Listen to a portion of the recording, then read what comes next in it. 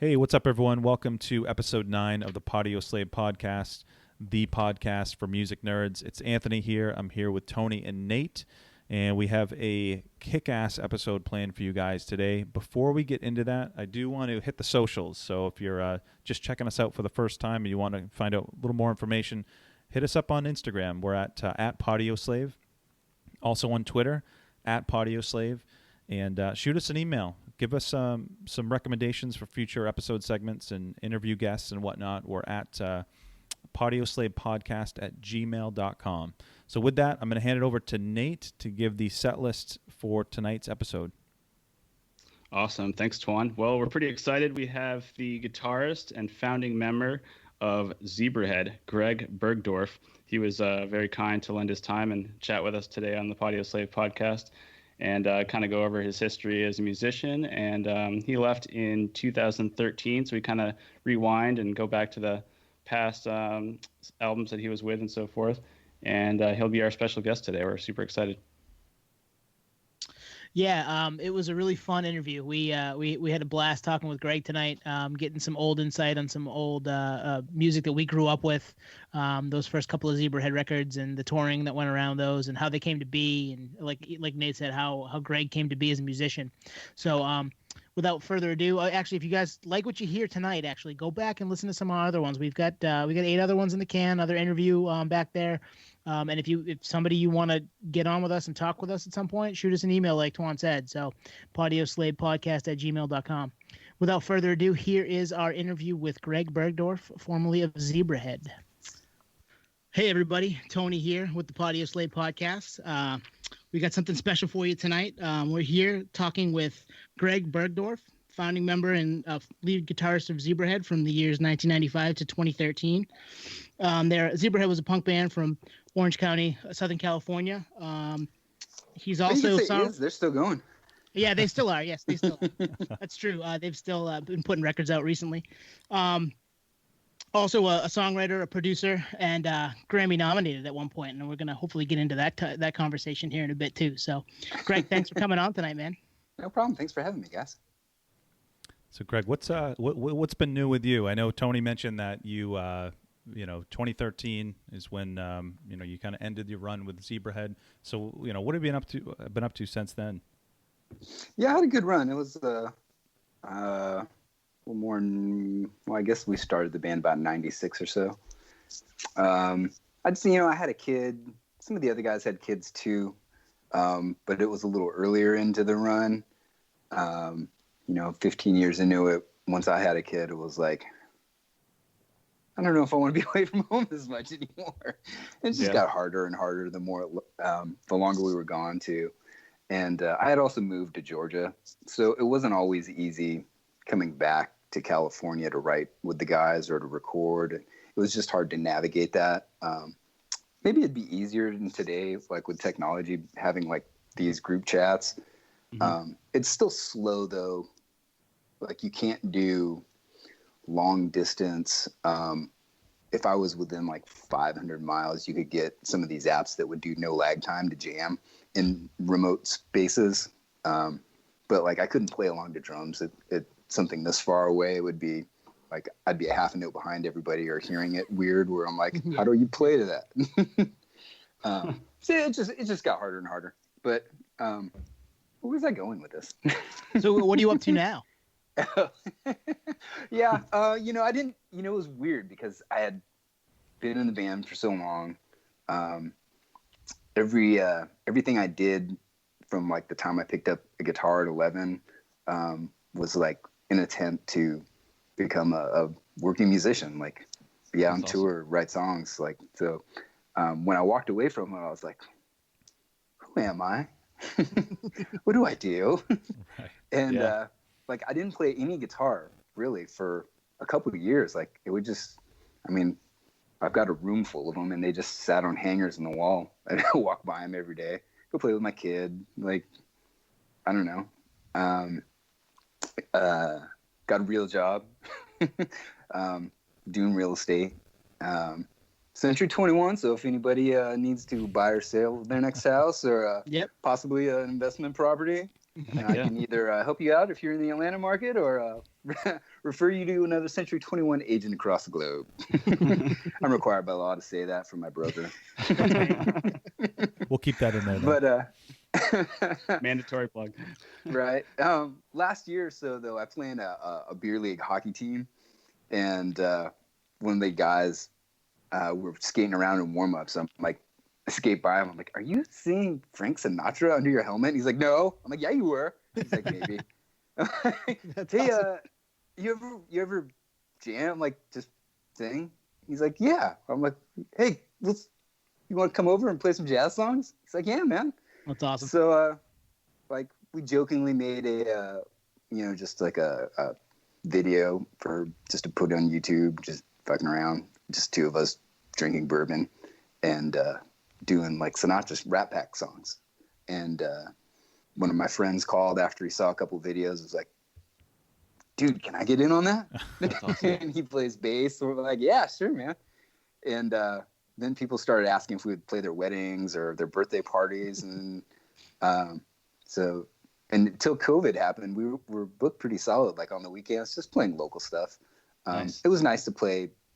It was nice to have a guitar in my hand again, and play music, even if it was something completely different outside of the world of rock, and like trying to make different noises, or trying to reinvent guitars at times, and trying to be like push the envelope of what it can sound like. It was cool to do something retro where it was more thoughtful, I suppose, in a like structured musical theory sense. So it was cool to expand my learn something new again, with extended chords, and just there's an entirely different set of rules when it comes to jazz versus rock music.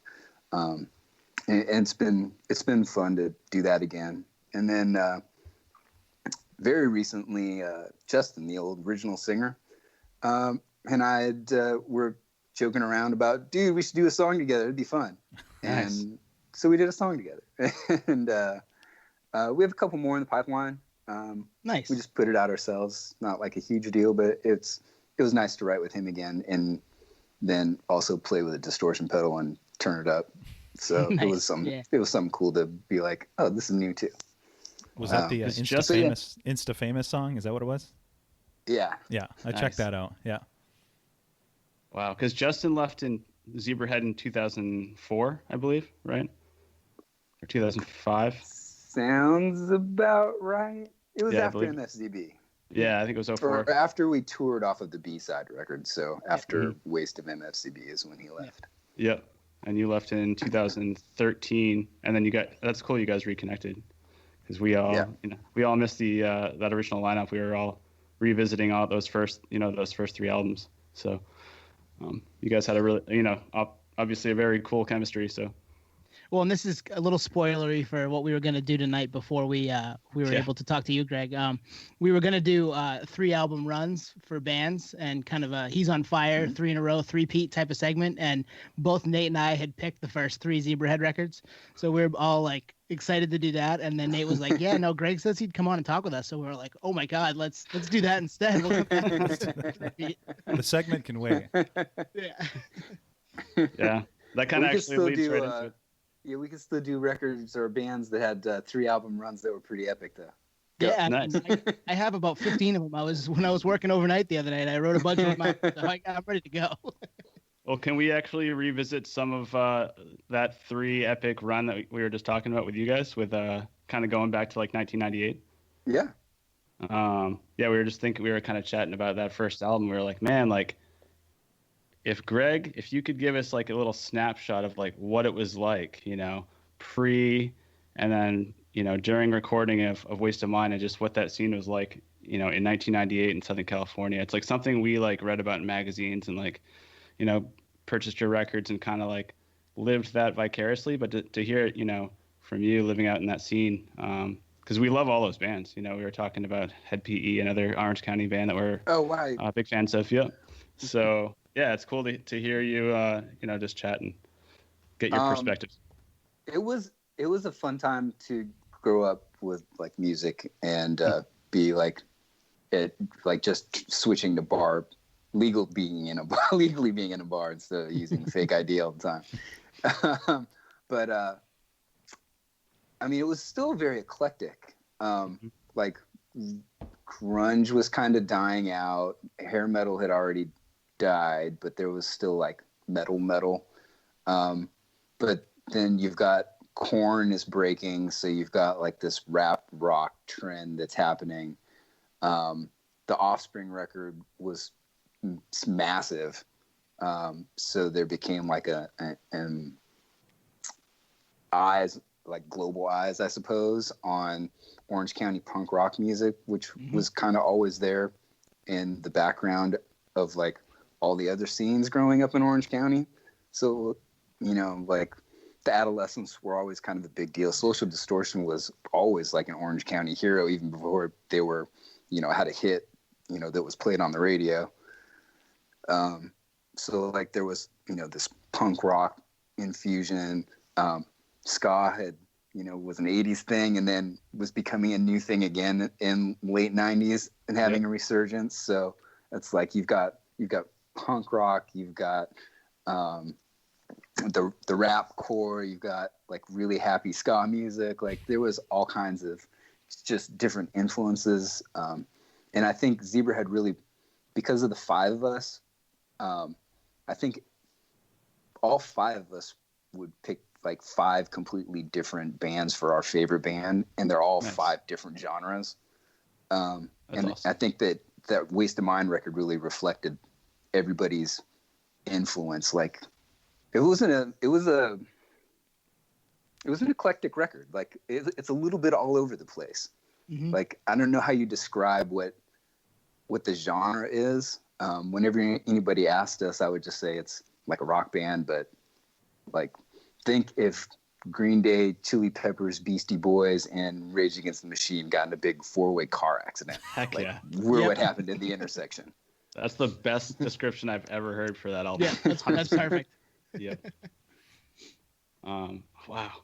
Because like you also had, I was just going to say, you also had, you know, I did some research, like, you know, on the bigger scale, like the No Doubts, the Lits. So Orange County was popping. So it was probably a feeding frenzy, you know, from like a label perspective.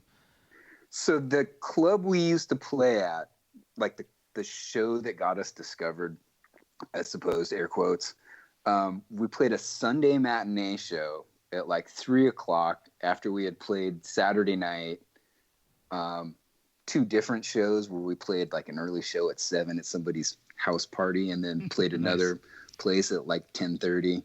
And then we're all tired and hungover the next day and we're playing a matinee show and there's nobody at this show. It's just like Airheads where they're like, you don't know what it's like out there, man, playing to nobody except the other bands and their girlfriends. Like that's a Sunday matinee show. That's awesome. So there's nobody there. And we're playing our set. The bar owner comes walking in. He comes up all excited afterwards to talk to us. And he's like, you guys are going to be big. I'm going to hook you up with the producer. And we're like, sure. Okay. We'll take your number. Okay. Yep. And the people that ended up calling us from his introduction was actually the person that ended up being our manager, Todd Singerman. And super mega producer. Well, he wasn't super mega producer at the time, but becomes super mega producer Howard Benson. Yep. And awesome. Like those were the 2 guys that kind of nurtured us through the process of getting us signed. Howard did our original demos. So it was kind of cool to get that. Look retrospectively, like, I mean, the guy that was our manager was also at the time the manager for Motorhead. Oh, wow. So to have him and Howard, who not everybody knew what sort of massive success he was going to have, but to have his, I don't know, expertise, knowledge, guidance, however you want to call it, for being a producer, was really great. Really helped us grow as artists and songwriters. But the club was called 369. And at the time when we started playing there, so we became like a regular fixture at this bar afterwards. basically like every Friday, Saturday night, it would be Head PE, Lit, Zebrahead. There was a band called Suction that when they got signed, they were called Deadlights. And Suction, I'm trying to think if any of the guys in that band went to other bands. The original drummer in Head PE ended up being in Breaking Benjamin. Mm-hmm. Oh wow. Yeah. Guys in Lit are still going. I mean, other than Alan passing away, that's still all the original members. But it was like, and we were all family. Like we would hang out on nights we weren't playing, and all those dudes would hang out on nights that they weren't playing either. I don't know if we just went there because we all became friends, or if we all went there and became friends because we all got free drinks when we went there. So it was like, I mean, it was like our own home base, and it was everybody's home base. That was on the cusp of, like, none of us had gotten signed yet, but we were the first one out of those bands that got signed. And as soon as we got signed, everybody got signed that was playing there. Nice. Or that was like in rotation for headlining there.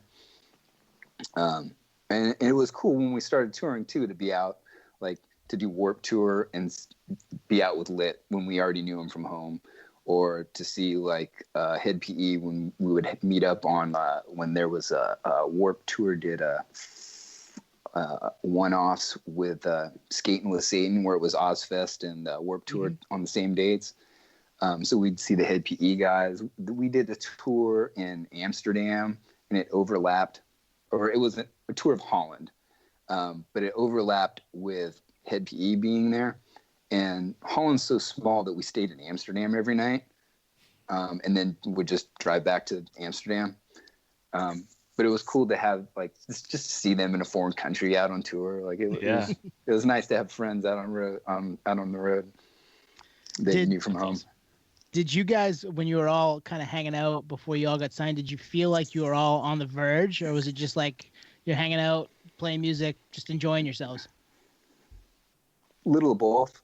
I think you'd probably get different answers out of every members in every one of those bands. I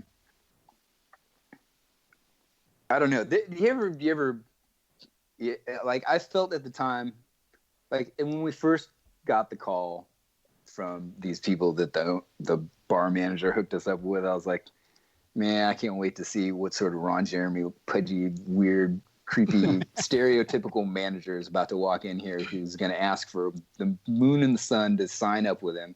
Because it wasn't the first time that we had people offer us deals to record them for free, or to do this, that, or the other thing. And there, it was always like, there's no way I'm signing that. Yeah. I may not know much, but I know not to sign that. Yeah. That's awesome. And they never really asked us to sign anything until they could produce a deal. And as soon as it started going with what they were doing, and as soon as we started getting showcases with like Clive Davis and like Geffen and just like major labels, we're getting flown out to New York to go showcase for people. I was like, oh shit, this is really going to happen. Yeah, that's awesome. And it was still like, you don't know if it's really going to happen. Everyone might say no when you go showcase, but when you start doing a handful of them, I don't know. At that point, I was like, this is awesome. Yeah. Yep. And yeah, I don't know. Like, I don't know, if Tiger's hitting a shot off the tee and he knows he hits it, he knows he's going to hit a good shot. Like, yeah, I felt like we just knew it was going to work. Like, yep. Awesome. There became a point where it was like, this is going to happen. So it was fun. It was a fun experience. And you're also early 20s, I believe. So that probably just, everything's new to you. You're just bright eyes, you're just soaking it all in. I mean, probably a good age to go through that. I mean, you're not jaded by anything at that point in time, That comes later, right? That comes later, most definitely. Yeah, that absolutely comes later. But yeah, at the time though, I had never really. I guess I had been to Ohio and Idaho to visit family, but I had never really left the state to travel. Vegas doesn't count either. But yeah, I'd never really left the state to travel, and it was cool to see the country. And we got to see a lot of the world too. So yeah. Yeah, it was a pretty awesome experience. Well, and you guys were, speaking of that, you were absolutely road warriors. Like, you guys were all over the place, all over the world, Japan, Amsterdam, like you said, and then obviously touring across the country with Warped Tour and, one-offs with Ozfest and stuff. So you guys were everywhere, right? Yeah, it was, for those first 2 records, when we were out, I would say we were gone like 6 months out of a 12-month span. Mm-hmm. And then, it was always intermittent. Like, it would never be more than, I don't think we were ever out for more than 8 weeks at a time. But, you'd have 2 weeks home and then you'd go out for another 8 weeks sort of thing. Where you're like, I'm getting a little homesick. Yeah, I bet.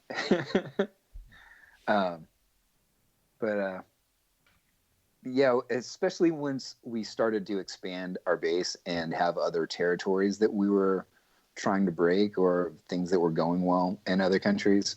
Japan doesn't take long to tour it because it's a smaller country. But like once we started doing Europe and America simultaneously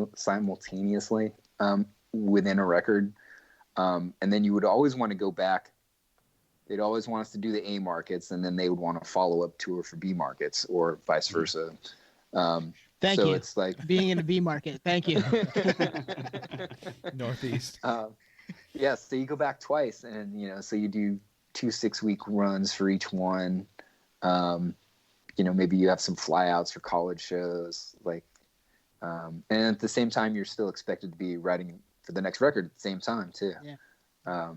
I think that's how they always explained the sophomore slump that way, because they always said that your first record, you have your whole life to write the first record, and it's a combination of everybody in the band like putting together all their best stuff from all of their bands they've ever had since they were started playing in a band. That second record, you get a year to write it. That's it. Well, and you've been working your butt off on the first one. You've been out touring it and supporting that, and then I got to write another one of all this stuff that we've been doing over the last 6 months. Okay, let's go, I guess, right? Right. And these demands are coming from like the record company, like you're saying. Like, what was it like? We were trying to figure out, like you said, the Ron Jeremy thing earlier, and we were thinking like, how did that even come about, the Ron Jeremy thing for the Fly Days video? Like, we were doing that disco song, and we were joking around like, oh man, what if we had a DJ announce it, like 70s style DJ? Nice. And we were like, who's the creepiest person we can think of? And everybody in the room says Ron Jeremy. And our manager says, he's a friend of mine. I'll give him a call. What? That's awesome. And so, yeah, Ron Jeremy then came out like a week later, and he shows up with 2. They look like they were 2 homeless girls that he just picked up. They're like, oh man, this is not right. Oh my God. We got to figure, you're West Coast, so you never know who is going to roll through, with him. Right? Yeah. Was he cool? Oh, he was very cool.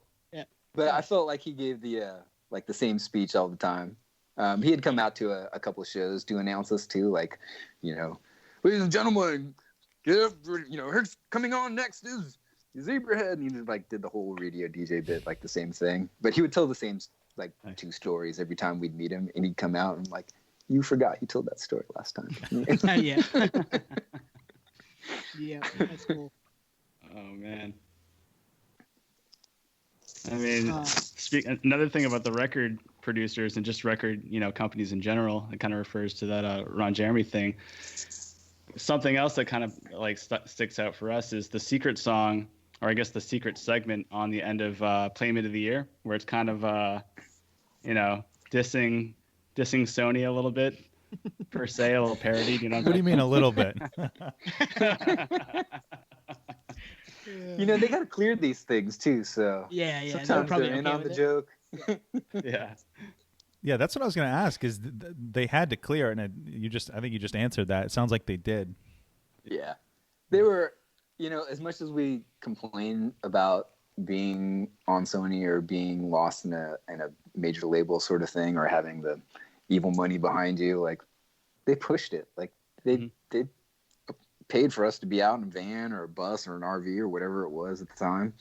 And it wasn't until MFZB did they pull any sort of tour support from us. And by that time we had done enough touring and we had enough of a base and a following that we were able to, afford to go out on our own without their help. So, like it wouldn't have been possible without them is what I guess what I'm getting at. Mm-hmm. So as much as you don't want them coming in to a listening room when you're halfway through the record and having the label guys say, you know what I really need? What is it that you really need, Tim? I need a song that's like a summer hit. And we're like, okay. He's like, I need like a Sugar Ray Fly. Can you write a song like that? And all of us looked at each other in the room like, is he really just telling us this? Like, you mean a single? Okay. Yeah. Yeah, basically. It was like, okay. And everybody just like shook their head and nodded until we left and was like, that fucking guy. But then at the same time, you're like, okay, well, let's listen to this song. It's just funny because the way you're describing it is how it's in every like movie and every like biography. Like that's how you saw it play out in real time. It's hilarious. Oh yeah. I can't tell you, like, if I watch Spinal Tap or Almost Famous or even That Thing You Do, it's like I can watch any of these movies and I'm like, oh yeah, that happened to me. Oh yeah, that happened to me too. That's crazy. That one definitely happened to me. That's awesome. Oh my gosh. So Greg, you kind of tipped us off to this earlier, and we were going to bring it up anyway. But the whole Grammy nomination thing, I think you just mentioned earlier that you guys shared a manager with Motorhead, but we were going to ask, how in the world did that come about? So this is actually kind of wacky.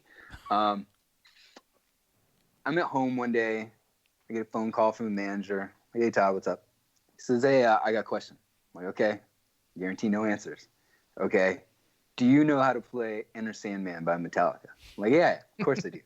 Nice. I say, why?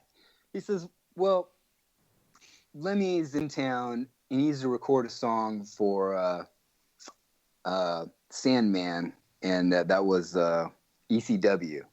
And they'd contracted him to do Sandman wants to come into Motorhead playing Sandman, Enter Sandman, for his coming to the ring music. I'm like, yeah, what's this got to do with me?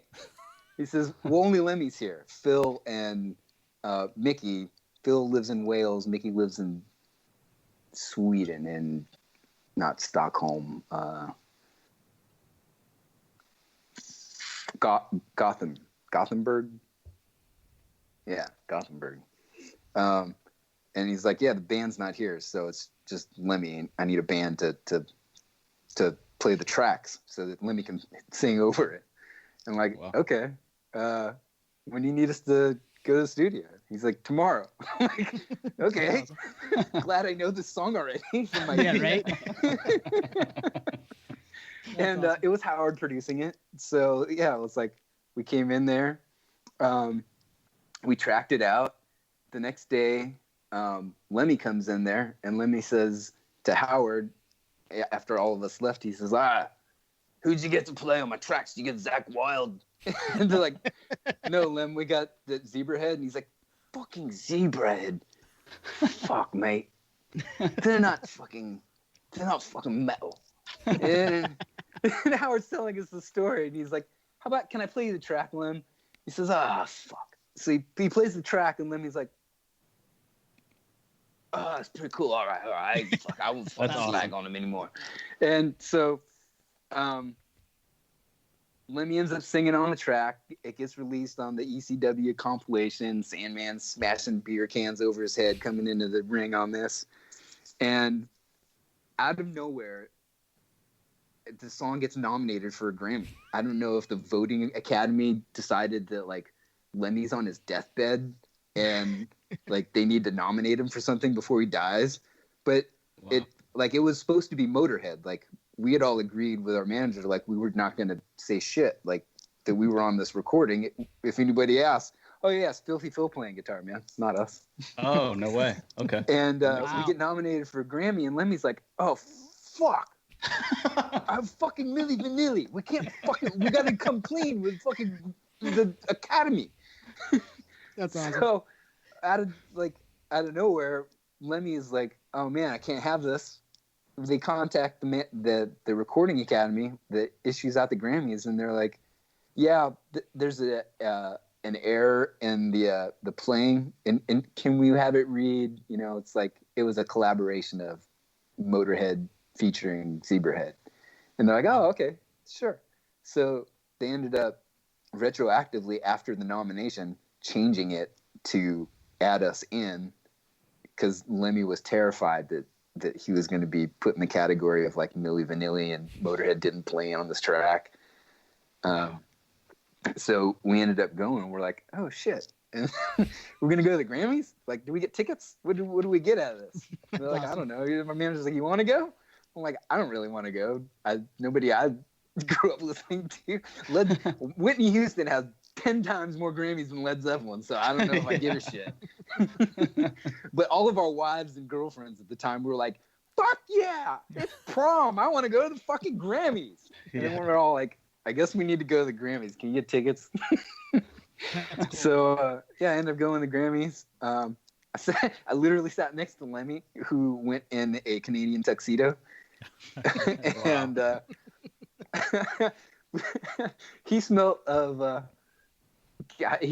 whiskey and cigarettes, and I smelled of weed and beer. It was weird. It's like a very surreal experience to be like nominated for Grammy, sitting next to him. And awesome. God, I don't even remember where it was. I think it might have been like Staples Center at the time, where the awards were. The irony is it was best metal performance too. Yes, you guys are metal. You're metal. We are now. Yeah. That must have. I mean, that all sounds like a fever dream. Like it doesn't even sound like it was real. That's so cool. It was definitely cool. Like, I mean, I grew up at 80s hair metal. Like my favorite bands were Metallica and Van Halen. I mean, I don't know if I classify them as hair metal, but like guitar gunslinger, like two-handed tapping, like just. You know, there was a David Lee Roth character in every band, and then there was a dude that shredded in every band. That was like the gist of rock music in the 80s, right? And like I probably could play up into the Black Album, like at a point in my life, every song on a Metallica record. Nice. And every rhythm track on the Van Halen records, because I never got proficient with a whammy bar to like pull off any of Eddie's solos. So even on the like ones that I could pull off, like in my high school talent show, we did Panama, and I just left out all the whammy bar parts in the solo and just kind of did a bar of something else and then come back to what he was playing. Did you teach yourself? Did you teach yourself to play guitar with these records, or did you take lessons, or how did that come about? I originally took. So my dad wanted me when I got a guitar at 11 for my birthday. He started me at lessons at like the local music shop, and the teacher, she was probably my age now, and taught like classical guitar, and I had an acoustic nylon classical string guitar. My dad was like, yeah, you need to learn the basics before you can like do other stuff. And it was like being 6 years old and playing piano again, where I'm like, I fucking hate this. This is, I don't want to read sheet music. This is fucking boring as fuck. I just want to turn it up to 11, fucking play loud. And so that lasted maybe a couple months of taking lessons, and then I met a friend at school. He's like, oh, you should go to my teacher. He doesn't do any of that nonsense. Like, he'll teach you whatever you want to learn. You want to learn Van Halen songs? He'll just teach you Van Halen songs. So I go in there and I meet my buddy's teacher, And he had like instant credibility because he had a Van Halen backstage pass on his wall that was signed. So I was like, oh, fuck. Yeah. You went to Van Halen, you got backstage, got to meet Eddie. And he's like, I've been to the promised land, my man. I'm going to use that now. Yeah. But I guess at the time, aside from that, he was the guitar teacher from, not that they have shredding guitars, but if you remember the 80s band Berlin, he was the guitar teacher for the guitar player in that band too. But basically, like the first day of lessons, he's like, what do you want to learn? I'm like, I just want to like shred solos like Eddie Van Halen. He's like, all right, cool, man. Here's what you got to do. He's like, we're not going to bother with this reading notation bullshit. Nobody does that in rock music. Nice. He's like, I'm going to teach you scales, though. You need to learn like what it is that you're doing. So I'm going to teach you, I'll teach you songs if you want to learn songs, like onesie, twosie here, there. But wouldn't you just rather learn how to create your own songs? I'm like, huh? He's like, would you rather like me teach you a solo note for note, or would you rather learn how to make up your own solos? I'm like, oh, how do I do that? He's like, all right, well, let me show you. So we basically just studied, like, he taught music theory out of the gate. It was like how to create a chord progression, what chords are in key, what notes are in certain scales, how to move the same scale but to a different key. And he's like, he's like, here's how you practice. I want you to just turn on the radio, because there was still radio back in those days, and just start jamming along to it. Just make up your own solo. I don't care if they're singing. I don't care if they're soloing over it. Just they're playing a chord progression. Figure out what key it's in, and from as soon as you've got what key it's in, just make up your own solo, and just jam out, improvise over it. I'm like, all right. So like that's what he taught me to do, and like I learned from like just jamming along to my favorite records, and I would just figure out like early Metallica stuff. As soon as you knew some scales, it all would come together real quick. You're like, oh, this is a riff off of half of the scale, and then it would come back, and then we'd just start at the top again. And as soon as I knew a little bit of theory, like figuring out what other people were doing became super easy. Of like, oh, I know what chord they're going to play next because there's only about 3 that are going to work. Yeah. That's how I learned to play guitar. That's awesome. And I did that for about a year and a half with him, and then I don't know why I quit going. I don't know. Maybe I thought I knew enough. You got what you needed. You got what you needed. But at the same time, like Guitar Magazine and Guitar World at the time they had cool articles and cool writers of people doing columns.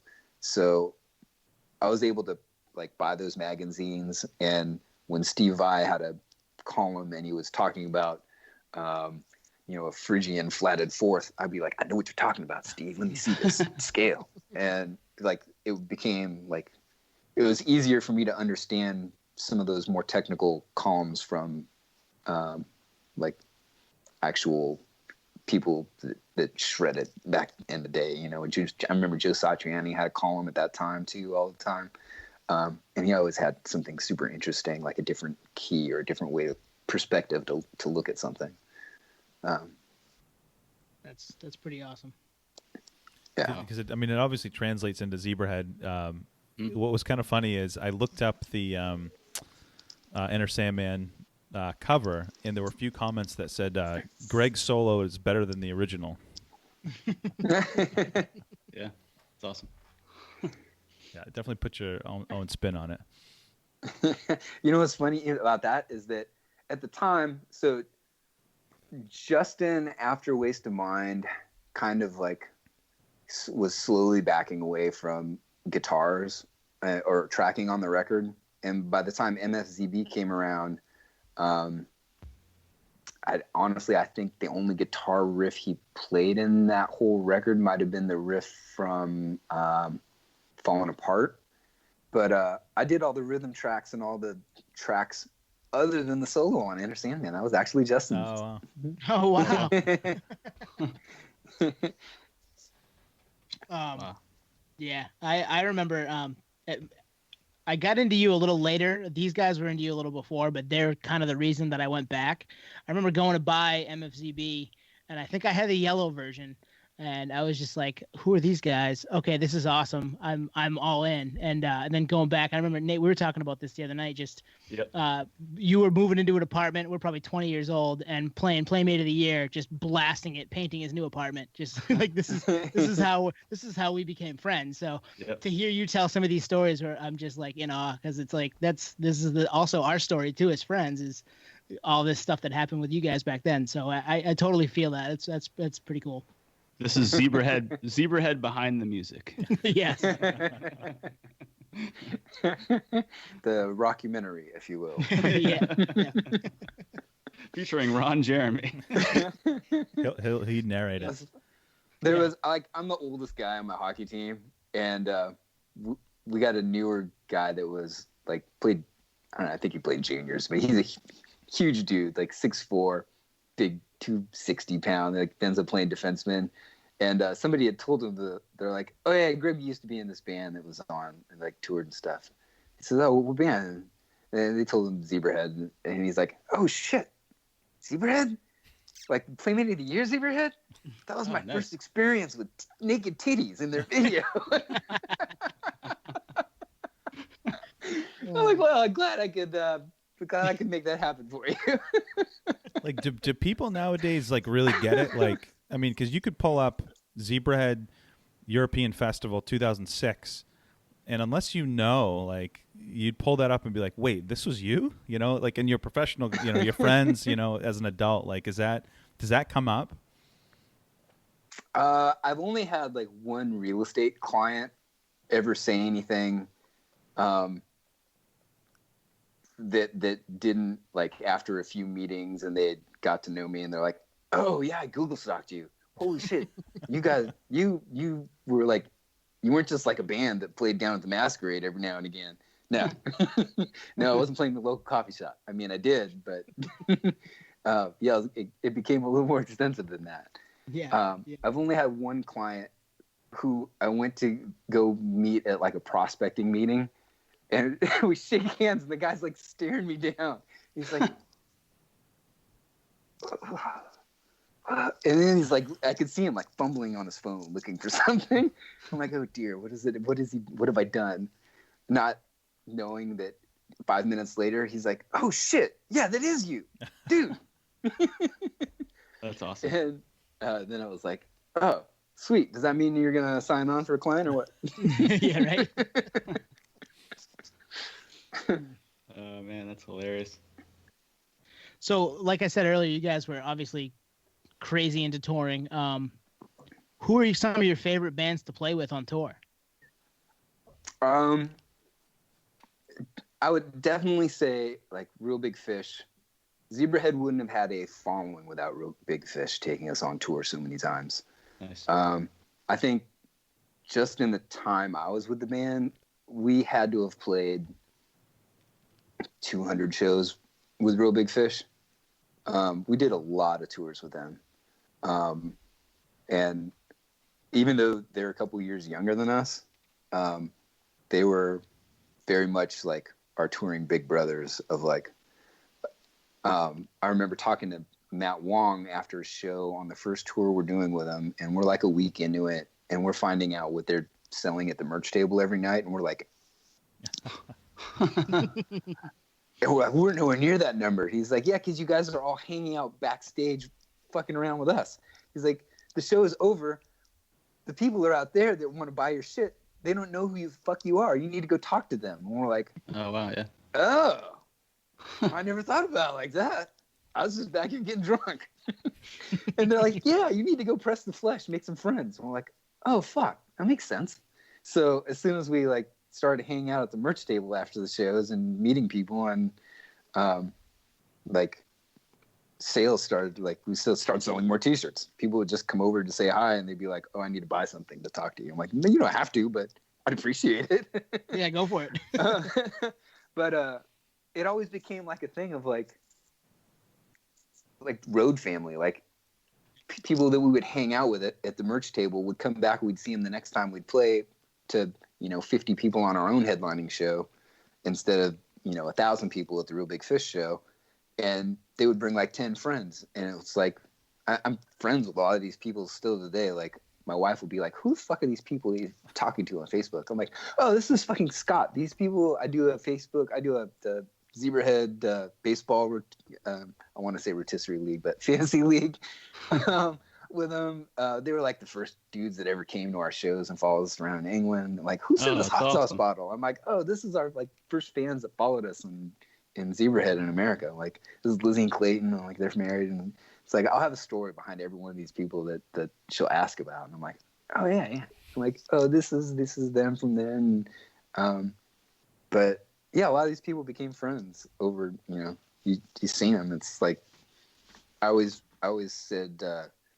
Tour friends. It was like I never went to summer camp in California, like it wasn't a thing. But like I always said, tour friends were like summer camp friends. Like you see each other for summer and you're like best friends, and then you go home and you don't see each other for like 6 months, and then you come back again to summer camp next year and you're like, yeah, dude, what have you been doing? Yeah, that's why Warped Tour was so cool, because it was in the summer and it was like a traveling festival and like all the best bands were on it, and it was only $20 for a while. It's super rad. Yeah, it was a good time. And then Japan, you said both fans and the other bands that you're touring with, your following in Japan's huge. And I think we were talking earlier, my parents live in Japan, so it's just like it's a trek to get over there. It's a really cool landscape. And so you have stories like internationally, friends and family. Yeah. And bands that you've toured with like all across the world. It's really cool. Yeah, Japan was definitely our biggest market. Still probably to this day the band's biggest market. Mm-hmm. For whatever reason, like we didn't get like radio massive commercial like success in America. Like it was still kind of underground.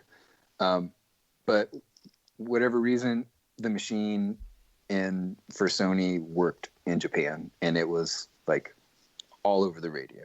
It was we were doing morning shows. We were doing like we would have to do so much press that they would split us in half, and there would be 2 sets of us driving around town, going to 20 different radio stations and doing interviews with magazines like all day for like 12 hours for a week at a time.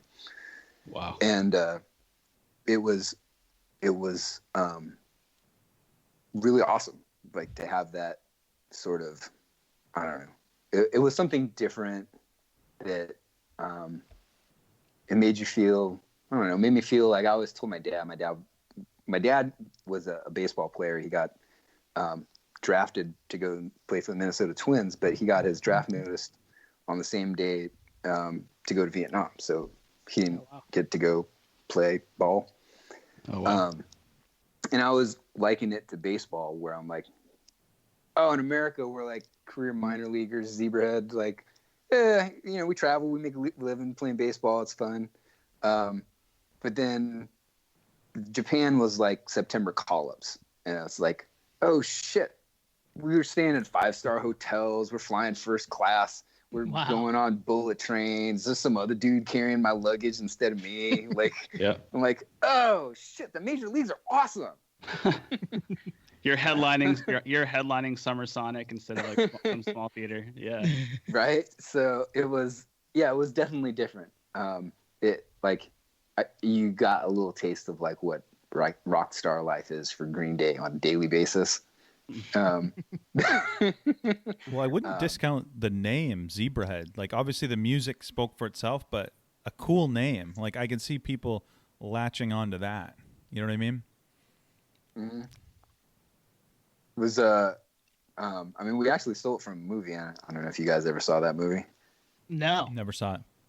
Yeah, it was. I think it was Michael Rappaport was in it, and it was about a white guy growing up in a black neighborhood. And Zebrahead. Oh wow! We always wondered. Yeah, we were gonna ask like, where did that come from? Yeah, it was about 5 minutes before we were going on for our first show, and we didn't have a name. And Allie says, "Nice. What are we gonna call ourselves?" And we said, "I don't know." And Allie said, "How about Zebrahead? I saw this movie the other day. It was really cool." We're like, "Sure, whatever. If we don't like it tomorrow, we just change it." It's our first show. Yeah. And the rest And is it's stuck. history. And it's just stuck, yeah. It's funny how that happens, right? There was no going back. It was actually, so we were playing, me and Ed were in a band. Justin was in another band. Ben was in a third band. And we all practiced out of the same, like industrial space, like we had rented out. Mm-hmm. And Justin's band was doing a 7-inch record release party at a local coffee shop that did small punk rock shows that was kind of legendary around Orange County at that time. And then we were like, Ben's band and me and Ed's band were going to open for him. And then we had been jamming with Allie a couple songs on the side, just in our rehearsal space. And so we were going to play our 2 songs that we had in between set changes.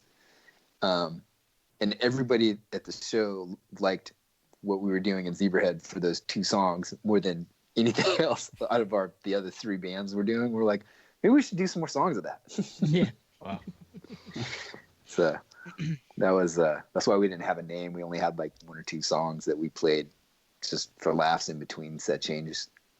At what we thought was our other band's real shot. Yeah. It seems to be a common story with just like a temporary name that just kind of sticks over time. I think Blink-182 has a similar story to that. They're like, I don't know, Blink or something, you know, they just threw it together. Right. And then they couldn't license Blink by itself, so they just added 182. Yeah, exactly. It's like a screen name in 1996, right? You're just coming up with something someone took that. I got to throw numbers at the end of it. All right, I'll do that. It's like making it's like making a password now. Oh crap, that password, I can't use that password. I'll add a star. What do you mean I can't use an old password? Fuck. How am I supposed to remember 19 different passwords? Yep. Oh man. So was Greg, there go ahead. Go ahead. No, go ahead. No, mine was it's kind of a deep cut question. So the song Bootylicious Vinyl was the year 1998. It was 98. And then 2 years later, some female pop group named Destiny's Child comes out with Bootylicious in 2000.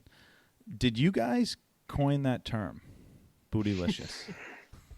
I was, when that Destiny's Child song came out, we all were like, what the shit? What? There's no way they were listening to us, though, right? Somebody knew somebody, though, and they're like, we like that word. Let's take it.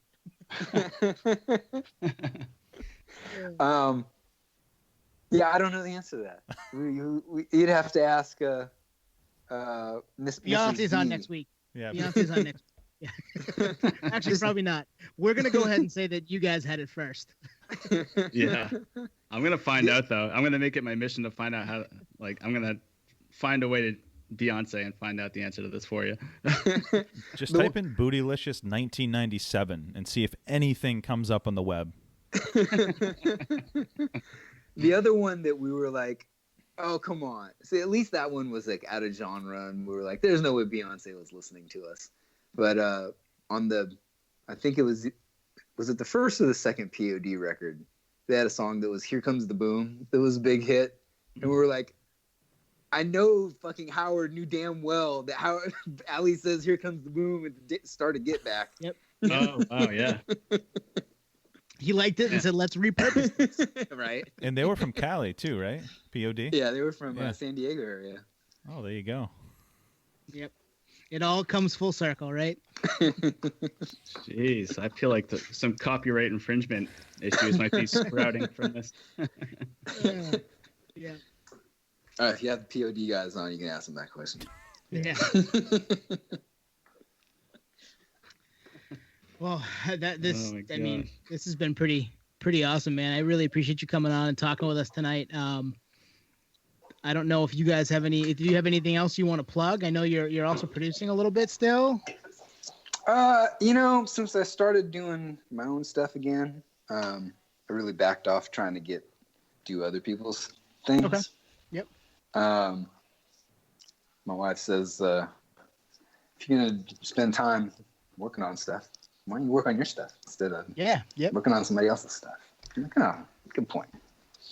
That's awesome. We'd be excited for that. I mean, when you mentioned that you're working with Justin again, or just doing any music, putting out any music at all, it's what you took a little break and now you're back, and that's why we have you on to talk about all the amazing music that you put out there. So that's really cool to hear. Yeah. Mm-hmm. Oh, thank you. Thanks for listening to all those records. Yeah, it's been fun to revisit. I mean, I find that I revisit them, every year or so, but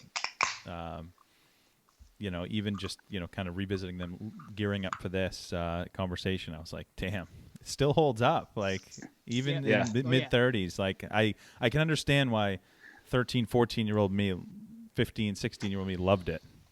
Mm-hmm. And I can understand why I walked into that store and bought that CD and was like, yep. And then talked to these guys and they're like, yeah, no, check these out too. Yep, exactly. What do you guys listen to these days? I'm always in the hunt for like new rock bands because I feel like I'm on board when Gene Simmons says that rock is dead. Yeah, we've talked about that a bunch on here. We're all over the map. So we have everything from kind of underground hip hop, like Rhyme Sayer stuff, to more mainstream. To I'm probably on the heavier spectrum out of us three. Like my favorite band of the last 10 years is Crime in Stereo from Long Island, New York. Crime in Stereo. Crime in Stereo. I'll have to check it out. Yeah, they kind of came up with Kill Your Idols. But that's kind of my lane. I don't know about you guys. Yep. I'm more in I listen to everything. It depends on the day. But I always kind of gravitated back towards some underground hip hop stuff. So I early Atmosphere stuff. It's good stuff. The Doomtree guys. I was always into that stuff. And still to this day, we'll throw that stuff on when I'm looking for something new. They're old even that I want to get back to. Yeah, same. It's kind of all over the map. That's actually why we created this, because it's just every genre, and that's probably why Zebrahead's such a good fit, because it's like you said, it's Rage Against the Machine meets Nas meets Less Than Jake meets Pearl Jam. It's crazy. Speaking of Nas, did you hear the rap reggae record that he did with Damian Marley? Yeah. Yep. Oh, that's a great record. Was it Welcome to Jamrock? Yep. Welcome to Jam? Yeah, that was good. Yep, it's a killer record. Yep. Yeah, he's my favorite rapper of all time, Nas. So good. Pound for pound, just longevity, everything. Yeah, a lot of the music we're listening to, at least collecting wise, is on vinyl. We'll still go out and buy vinyl and get a good listen in and so forth. And we're like, man, why doesn't Zebrahead have anything on wax from those first three records at least? I know, I think they're only doing the new stuff on vinyl. I think I saw somebody post that they were about to do the first Maddie record on vinyl. Yep. Okay. So I think Broadcast the World's about to be on vinyl. Nice. But yeah, I don't think they have done the original 3 on vinyl, have they? I've been looking, so no. Yeah. Those would be so amazing on vinyl, because the artwork for those albums are so killer too. Yeah. I'm not sure if they would, to be quite honest with you, as the band, if they not that it wouldn't be good. I don't know if the band would put those out. They're still honestly, I was texting with Maddie earlier today. I still have a good relationship with the dudes in the band. Mm-hmm. There's still kind of a rift between some of the members and Justin. Yeah. And it gets kind of weird sometimes with it, where they're like, oh my good grief, man, it's been 15 years. Let it go. But at the same time, it's still there. So they might not do that because I don't know. They're fearful that Justin's going to claim money or sue them, or I don't really know. I can't explain it. Better to just leave it be. I can still listen to them. I'm happy that I can still throw them on whenever I want to, really wherever I am. So it works out. It's all good. Yeah. Anything that you're into, Greg? Any music-wise recently, or anything you come back to? I come back all the time listening to rock stuff with a Wilhelm scream. Yeah. I love what they did, like as from a technical guitaring aspect, along with like in a pop punk sort of genre. I love all of their records. There was someone just sent me. Actually, Justin sent it to me. Fever 333. He's like, dude, you gotta check this out. And when I put it on, I was like, oh, is this like a side project from Zach De La Rocha or something? Yeah, it has that like, vibe. Right? And I hadn't heard it before, but I was like, oh, this is pretty cool. I was listening to the Atlas Underground, the nice. Tom Morello solo stuff earlier today. Yep. Earlier in the week, I put on, because I've heard so many people talking about either they hated it or loved it, the new Fiona Apple record. Oh, yeah. And nice. I don't know if you guys were into her, but I put it on and was like, I fucking love this. Nice. I've heard that from a few people. It is borderline like Yoko Ono avant-garde. Like it is out there. Like it has like zero pop sensibility. Like there's no song structure that you would recognize of like, oh, this is what a single is supposed to sound like. No. She's like middle finger at all of that. And it's just like a purely artistic record where I'm like, oh, this is kind of cool. Like I see where she's coming from. And like she's breaking a lot of rules right now, which is like fun to hear. You bring up, Craig, you bring up a good point with that, because that just goes to show with what you were kind of mentioning earlier, where the music industry is now. You can kind of be a little bit more rogue with what you do. You know, you're not so constrained to the Ron Jeremy producer saying, I want the next single, you know? Yeah, I don't know what that is right now. Like what is, I mean, I would say EDM probably is the predominant music of the moment. But even that, it's like, it's not like 80s where there was hair metal, or 90s when it was grunge, or 2000 where it was pop punk. Like there's not something that radio is pushing full force and it's reflective in the top 40 charts. Like it's like, I don't know what it is. It's like, it's all over the place.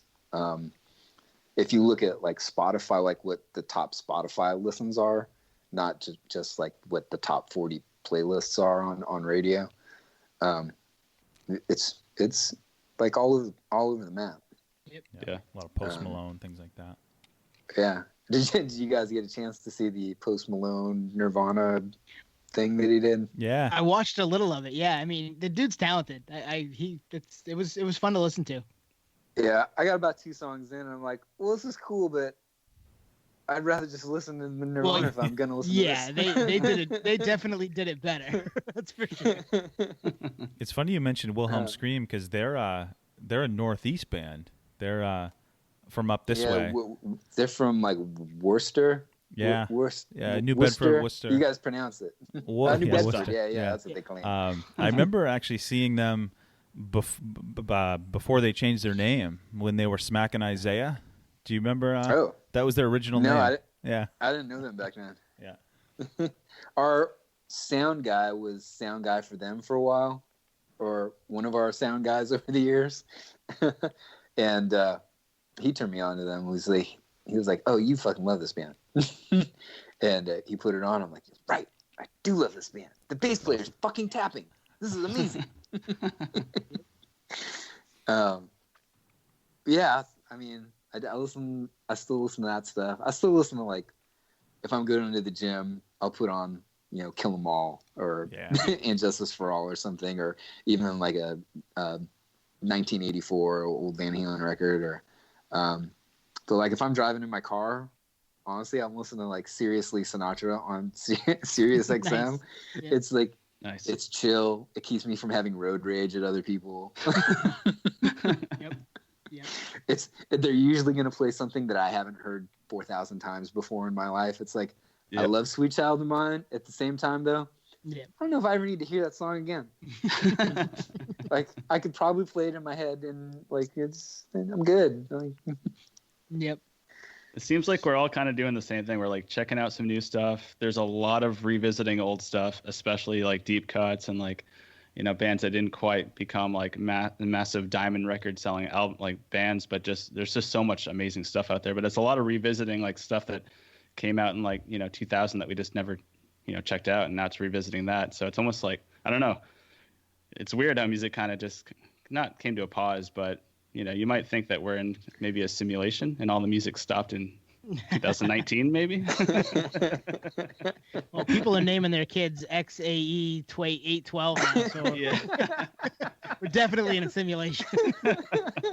was my XTE was the other one that was really good. ABCDE, and they pronounce it Absida. Yeah. Yeah.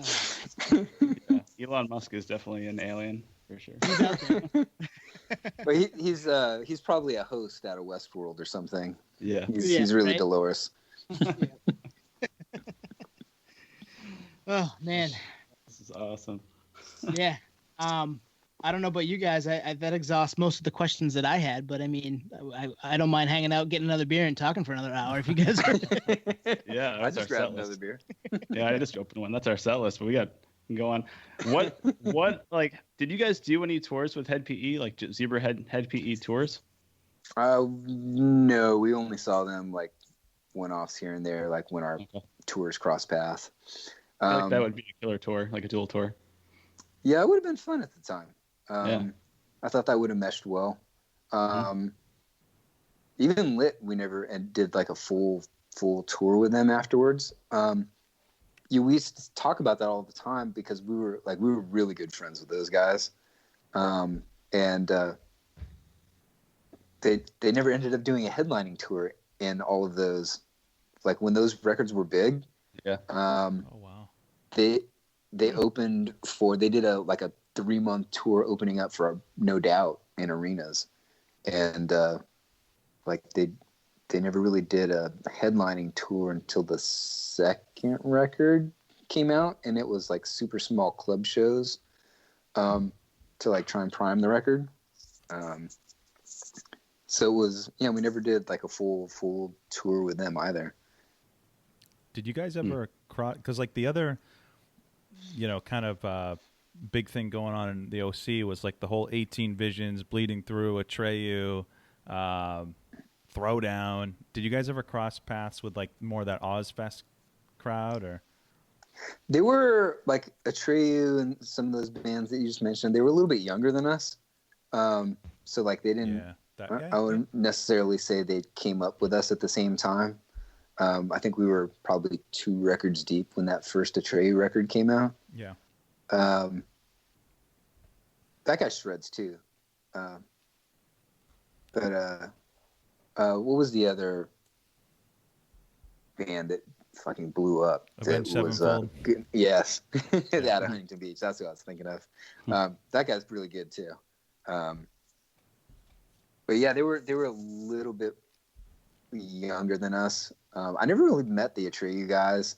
I met the singer from Avenged Sevenfold in Japan, actually, at in the press tent while we were waiting for interviews.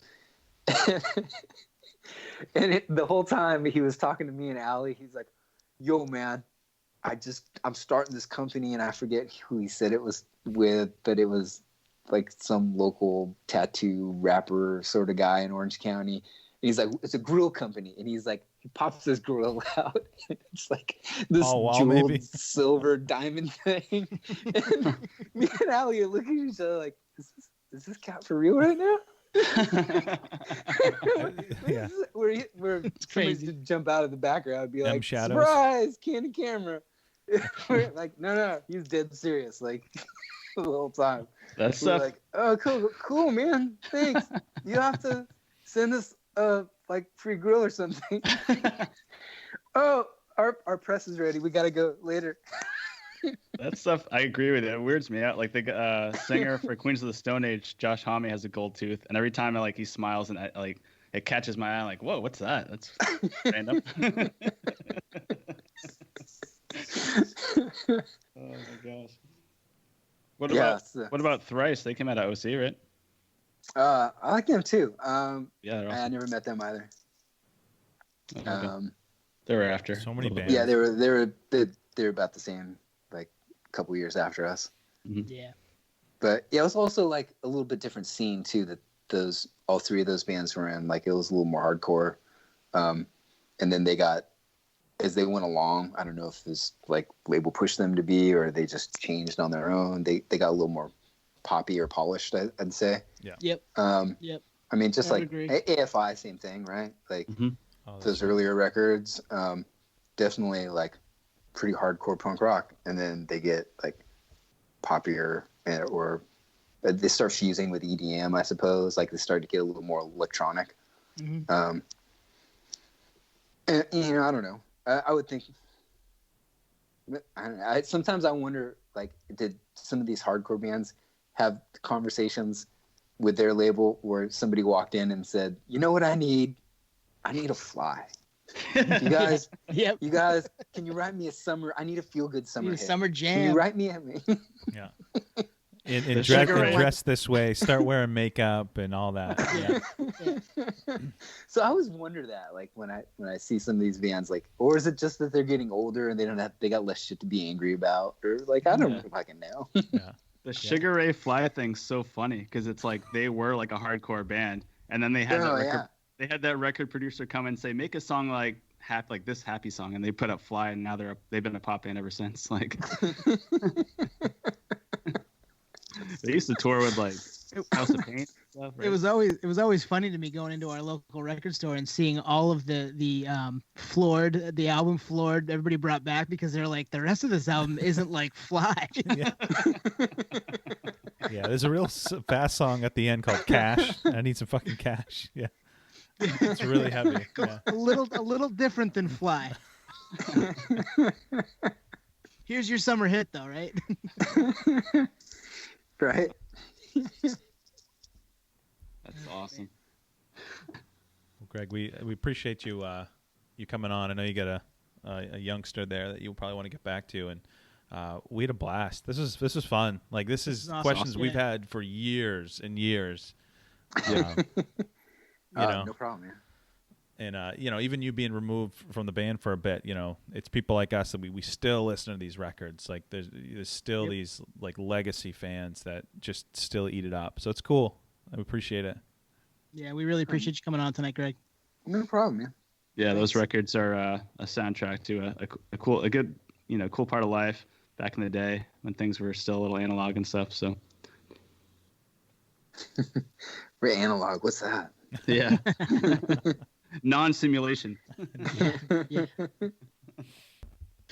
All right. Yeah, that was fun, guys. I don't know about you, but I had a blast hearing some of those old stories from Greg and kind of how he came up as a musician, how Zebrahead was formed, just hanging out with, they were all in other bands and they got to hang out together, and the guys that were really serious couldn't put the instruments down, as he said. That was kind of cool to hear. So to hear how they became a band and then like what they did after, and how big they got in certain parts of the world, and I mean they were big enough for us to hear them on the East Coast, so that was all really fun. Getting a glimpse of what it was like in 1998, when we were in 8th grade, like, and they're signing to a major label, also very young though, and excited and just kind of new to the world in terms of like a major label and success. That was really cool. He was awesome, man. Really easy guy to talk to too. Yeah, and one thing I mentioned to him was like a lot of those questions I've had on the docket for years and years and years, but some of them weren't until you get a little older and you think of like the business part of it. Like, did they get that Sony diss track cleared? Like, or were they in on the joke? It's things like that, and it was just cool. And to hear the Grammy story, it's like. Yep. One thing we didn't get into is like I wanted to ask him where he was when he found out it was Grammy nominated, because it sounded like at least initially it just came together, like it just right place, right time, and they knocked it out of the park. And then to be recognized, I'd love to hear like were they on tour, or were they like, is this real? Like what?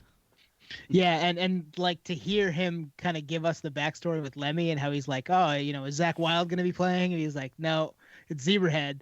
And he's like, oh, they're not metal. And then he listened to it. He's like, no, they are metal. Like these guys are awesome. So that was pretty cool too, just to kind of to get that that whole story was badass. Yeah, Twan, you've mentioned it in the past episode in terms of making it, very human. He humanizes the experience. It's like, wow, he's just a regular guy that like lucked out, and like now he's backing Lemmy of Motorhead for a Grammy-nominated song. Yeah, it's just crazy how that stuff comes together. Like, we're all just people at the end of the day. Yeah. Well, and that kind of goes back. It goes back to like he's 11 years old, gets a guitar for his birthday, and his dad gives him lessons, and he just wants to learn how to play Van Halen songs. So he finds a new teacher that'll teach him how to play Van Halen songs. He got those 10,000 hours in early, so he could be, proficient at guitar. And obviously, he was pretty proficient at guitar to be doing what he did for as long as he did it. It is just amazing though how to get to the level that they're at still, and then certainly when he was. At their peak at one point in time, like all the stars have to align. So they were in other bands, they happened to play. That's how they met. So that's the stars aligning. OC being a hotbed for that type of music, and then also, having a band like Real Big Fish that takes a liking to them, that takes them out. Because you could have all those previous ones, but if you're out in Des Moines, Iowa. And there's no Slipknot or something, you know what I mean? You're not going anywhere, It was cool. I loved it. I loved every part of that conversation. Mm-hmm. Yeah, and especially with, like he's saying, for United States compared to Japan. You go from playing the Axis Boston, tiny little club that we talked about in past episodes, to like headlining Summer Sonic or Fuji Festival in Japan. Not headlining, but like high up on the bill, Like he said, rock star treatment. Like this is what it's like to be in Green Day every day. Well, and they they had to split the band up so they could do all these different press junkets in Japan because they were so big there. So, yeah. And he was a genuine dude, very fun to talk to. We definitely want to have him on again. He sounded like he'd be game for that again too. So, the segment we were going to do tonight, we kind of half mentioned during it, but we might bring him back for that because he seems like somebody who'd be into that too. He seems very interested, and it's funny that he was, for everyone listening, both me and Tony chose Zebrahead for that segment. for the 3 album On Fire segment. So when Greg came through, it was like awesome. All right, we're just gonna have the guy from the band on the interview. Yeah, we can save the segment for another time. Yeah. But yeah, no, that was a lot of fun. I look forward to doing that again with Greg even, and maybe even, who knows, other people as well. But yeah, if you like that, if you like the conversation, if you're here, you're a music nerd, so go back and check out our other stuff. We would love to have more people on, so hit us up on Gmail or hit us up on any of our socials. You'll see this put out probably May 9th, May 10th. You'll see it all over social media. So go ahead and listen and give us some feedback. We'd love to hear it. And share it. We'll try to hit as many Zebrahead fans as we can. But if you like what you hear, share it, repost it. We'd love that. Yeah, absolutely. Worldwide, international. We're here. Everyone's big, nerds of music, and Zebrahead's very nerdy because it's kind of a niche band. If you're into them, So thanks for listening, guys. Everyone out there, we really appreciate you. Yeah, thanks all. Tune in next week and check us out. Peace. Cheers.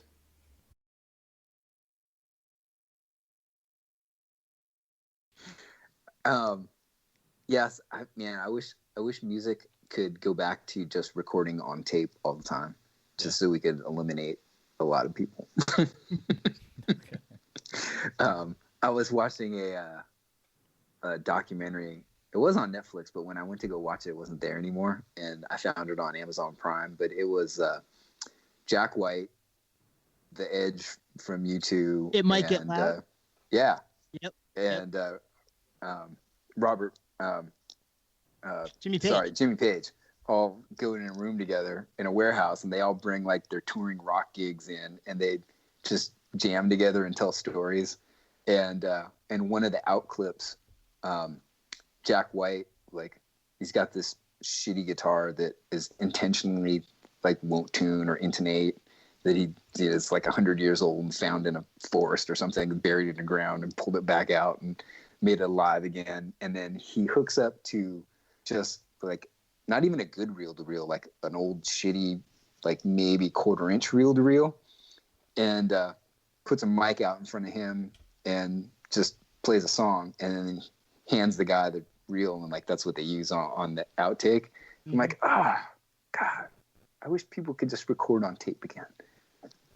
No more auto tune, no more fixing things. Like just play it right the first time. Yep. And if you don't play it right, what you did was right? This is what I meant to do all along. Right? Or either that, or it's nobody wants to listen to that.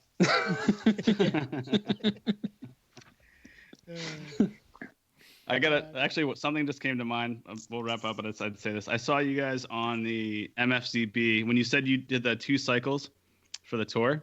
Mm-hmm. For MFZB, I saw you guys for open for Real Big Fish on one. And I don't know if you remember, but Real Big Fish this is in Boston at the Avalon. So this is 2004. Okay. And that for some reason, Zebrahead played their set, and then they immediately played the same set all over again. Do you remember that night? It's really fucking weird. Everyone was, I think they were really drunk. They're like, why they? Uh-oh. Yeah, you cutting out, Nate. Oh, you're cutting out. We'll get him back. Wait. He always comes back. So we played the entire like half hour, 45-minute set, and then we played the 45-minute set again. Maybe Nate was drunk. Sorry, my computer just froze, so I didn't catch any of that last part. That's okay. We were just making fun of you. Oh. So we played the whole like half hour, 45-minute set, whatever it might have been, and then we played the whole set again. No, you guys did your opening set. I think it was the matches, you guys, and then Real Big Fish. And then Real Big Fish came on. They played their set, and then they stopped for like 2 minutes, and then they jumped in and played their same set again. It's almost like they were recording like a live video or something. But there was RBF did the same one. It was really everyone was looking at each other like, "What's going on?" I don't remember if this is the specific tour, but they did have on one of their tours. They had they were doing a live record, and they had a guy out with them that was recording it. So maybe they retract it, but seems like he was out recording every night. I don't know. They probably would have just let it roll and do it again. But maybe they did. I don't remember that, but I don't remember a lot of things from tour either. Probably so it was that. And then on the second run, I saw you guys at the Axis, which is right next to the Avalon. The small club. Yeah. Yep, next to Fenway Park. That was the last time I saw you guys, actually. Who was that? What's that? Oh, I just asked who played that show besides Zebrahead. I thought Matches was at that show, but I don't know who was at the Axis show. Do you remember, Greg? For that second, it was the headlining tour for It MFCB. wouldn't surprise me if the Matches, because we took them out a bunch on our solos, on our headlining tours. It might have been the Matches. I feel like that tour might have been Patent Pending and the other band. I don't remember the name of the other band. I can like picture all the dudes in the band, but I can't think of their name. It was like Tokyo Rose. See, I think it was Tokyo Rose. Is that? Wow. That sounds like about the right time frame for that. Yeah. Mm-hmm. And I want to say that if this is the show I'm thinking of, so we played Axis, and then I think I had my girlfriend who became my baby mama later out with us, and she wanted to go to a different place that everybody else went to and just hang out with the two of us. And when we got back to the bus that night, everyone else was like, dude, check it out. And I was like, what? It's like, we hung out with Johnny Damon all night. I was like, what? Oh, They're like, yeah, the game got over and he came into the bar and was like, Nice. bought everybody drinks. And then That's everybody pulled out pictures of them and Johnny Damon. And then they were like, yeah, Johnny Damon asked his girl to marry him right then. And we're like, what? Like, how did I miss all this? Yeah. That was the heyday for the Red Sox too, man. I noticed you're wearing a Mets hat, so you're a baseball fan, right? I am. That's awesome. Yeah. I am missing everything right now. Yeah, us too. Yeah, Twan's a Yankee fan. I'm a Red Sox. Me and Nate are Red Sox fans, so we're missing. Are you guys pick your Korean baseball team yet to start watching those games? Our buddy was like, you gotta start betting on the Dinos. I love the Dinos. So I might start watching the Dinos. One of my other Mets fans' friends asked when I said, "Hey, are you watching any Korean baseball games?" He said, "I don't know. Did they have a team that'll rip my heart out every year?" I know. I used to know that feeling. It's been pretty good sense, but. Did you ever go to Shea Stadium, Greg? I did. I went the last year. I made it out there. Nice. I've actually got Shea Stadium seats out on my patio. No. Oh, that's sweet. cool. Nice. Nice. They got the little rocker sheet and everything. Nice. People come over and they're like, "Oh, is that from Fulton County?" I'm like, "No, fuck the Braves. It's Shea Stadium. These seats have seen a Super Bowl, the Beatles, WrestleMania." That's pretty cool. That's awesome. It was. It was the five of us: me, Ed, Ben, Allie, Justin. We're all the original five. Like I was telling you guys, the four of us all shared for our three bands a rehearsal space, and Zebrahead just kind of formed out of. Allie wasn't in a band; he didn't have a band. He would show up and watch his buddy, he was friends with Ben. He would just show up and watch Ben's band practice, and then in between, if there was more than one band practicing on, say, a Saturday or a Sunday or something, and there'd be multiple bands, people would just jam together until whoever didn't show up would show up 45 minutes late or whatever. And then it just turned into the people that were serious in those bands ended up being the guys in Zebrahead. All the guys because the two dudes that Justin was in a band with, they were like, it's fun being in a band, but I'm not trying to change the world or anything. Same with the dude. I'm still good friends. I'll be on a conference call, a Zoom chat with all my high school buddies, and one of the dudes was the bass player in the band me and Ed were in. He's a regional manager at US Bank. He didn't really want to go do music as a living. The guys Ben was in a band with, same thing. Just all the guys that wanted to try and make a living out of playing music of those three bands was what happened. How Zebrahead happened. We were the guys jamming in between sets. Couldn't put instruments down or microphones or whatever. And then Allie rapped and was always hanging out and was like, "Oh yeah, here I'll just freestyle some shit right here while you guys do that." I'm like, "Oh, okay, cool." That's awesome. That's Nice, so cool. that's And usually at the time, freestyle meant that he would sing words from A Tribe Called Quest into whatever we were playing. That's awesome. Cool. Yeah.